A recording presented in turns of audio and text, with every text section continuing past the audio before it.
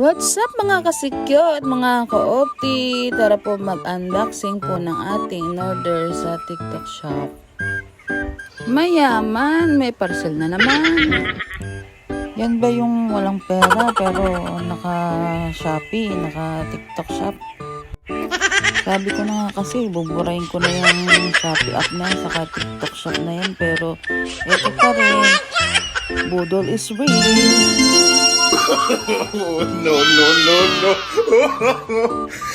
Wala, meron na siyang kasamang 20 cm na ring light.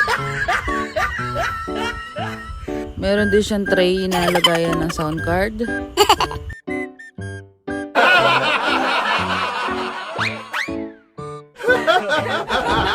Meron siyang mic holder. About 61 cm ang haba. Bali 120 cm up to 200 cm na ito yung taas nito. Tamang-tama, makapag-live stream na tayo na to. Kulang na lang yung ating wifi. So yan na nga mga ka-optit, mga kasigyo, atin na pong i-assemble ang ating tripod. Ayan na po, nakikigulo na po si Aling Matsuba sa ating piniprepare. First time ko lang bibili na to.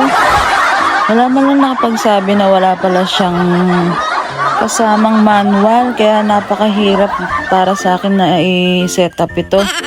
Buti na lang meron tayong ibang mga social media platforms na pwedeng panooran at gayahan nito. So ito na nga po yung ating final look ng ating sinetup na Lucky Red Ring Light Photography Video Live Fill Light Dimmable with Tripod Phone. So, bili na kayo mga kasikyo. Baka ito na ang ring light na para sa inyo.